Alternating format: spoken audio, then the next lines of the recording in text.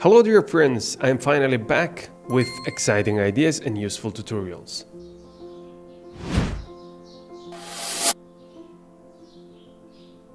But not with long and boring methods. I'll show you the fastest and easiest way to get it done. Ready? Let's go. Today we are going to create a very nice flower pot in Blender. I've already imported my reference image and now let's start modeling. There are many different ways to create a pot in Blender, but the fastest and most flexible method is by using curves and the screw modifier. I start by adding a bezier curve from the Add menu. Then I delete all the vertices except one and use that single point to draw the profile of my pot. Since we have some sharp corners here, I press V and set the handle type to vector. Wherever I need smoother transitions, I simply adjust the handles to create a curve. Now I go to the modifiers tab and I add a screw modifier to the curve. Once it's added, the modifier looks for a central axis to revolve around. To make this work, I add a mesh. In this case, I use a sphere. Then I pick the eyedropper tool and set the sphere as the central axis for the screw modifier. The good thing about using curves and modifiers is that you can always make changes before applying them. I adjust my pot's profile to make it look a bit rounder and more stylized. This style works perfectly for game assets.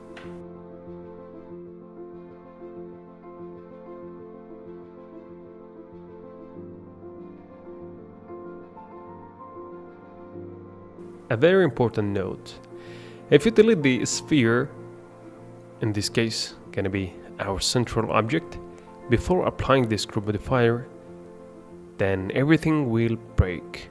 So I'll keep the sphere until the end of modeling. Now let's move on the lips. For this I start with a plane. Try not to add too many loop cuts, since it makes things harder. In the end, you can smooth everything using a subdivision modifier. In this case, I add 2 horizontal and 3 vertical loop cuts. And we just need to adjust. In the vertex mode, I just move points around until the leaf has the shape I want.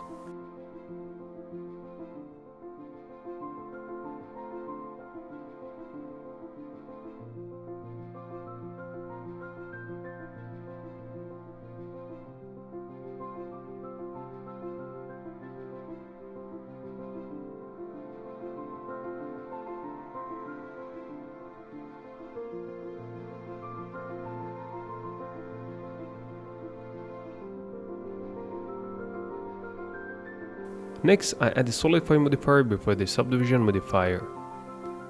This way, the edge stays soft, but the leaf also has some thickness. Going back to the pots, I add the bevel modifier to make the rim softer. Now that both the pot and the leaves are ready, we can start arranging the leaves inside the pot. This step depends on your reference image and personal tastes.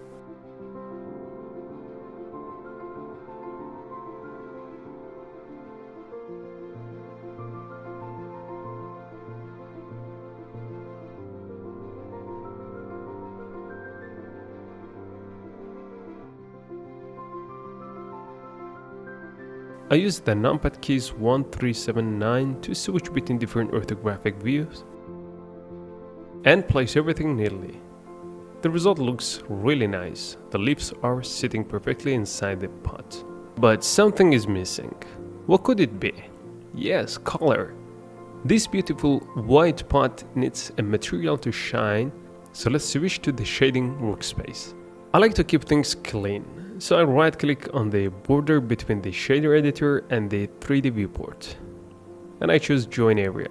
Then I drag from the top corner to open a new panel and set it to shading.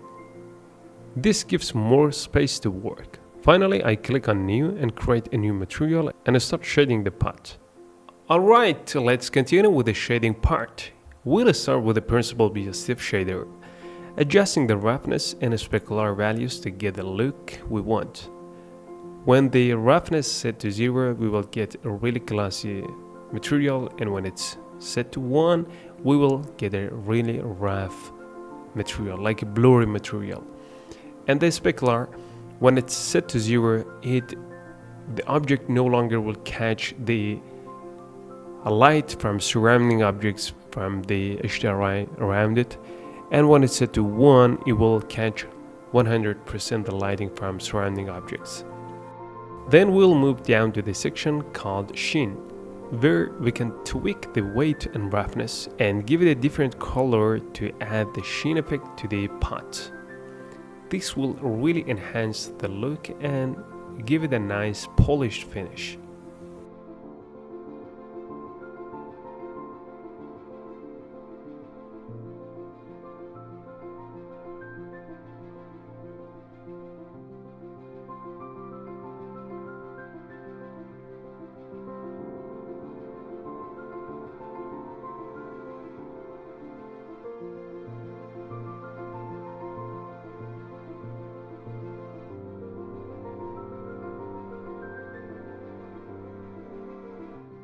Now that the pot is done, let's move on the leaves.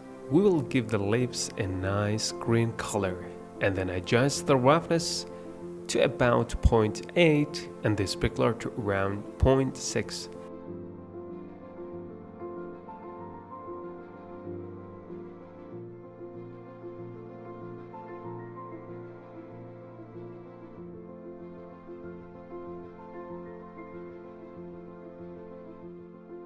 After that, we will head over the sheen section. Choose a lighter shade than the base color, set the weight to 1 and the roughness to around 0.4. That should give the lips a really nice natural look. Alright, let's add a bit of magic to the shading. We'll start by working on the lip material first, and then we'll copy that setup over the spots material. We will add a gradient by pressing Shift A and choosing a gradient texture. Then we will add a color ramp node, connect the gradient's color to the factor of the color ramp, and then connect the color ramp's output to the base color to the principal BSDF. Next, we'll bring in a mapping node between the gradient and the color ramp.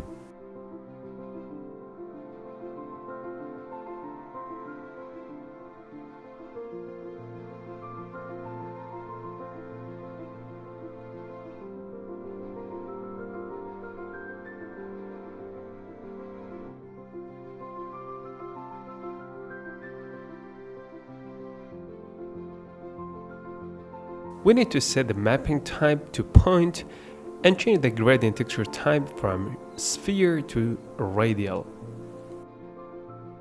This will help us create a nice gradient effect where the lower part of the leaves closer to the pot appear a bit darker and the super parts are lighter.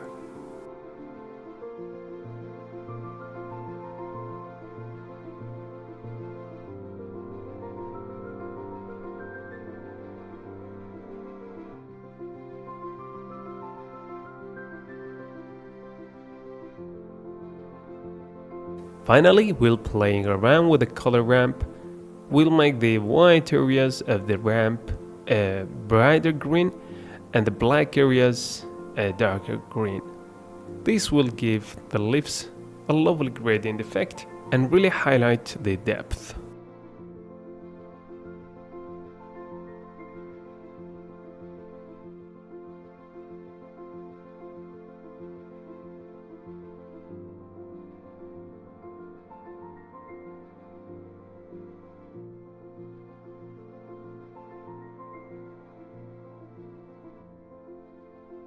Alright, now it's time to copy those things from the leaves over the pot.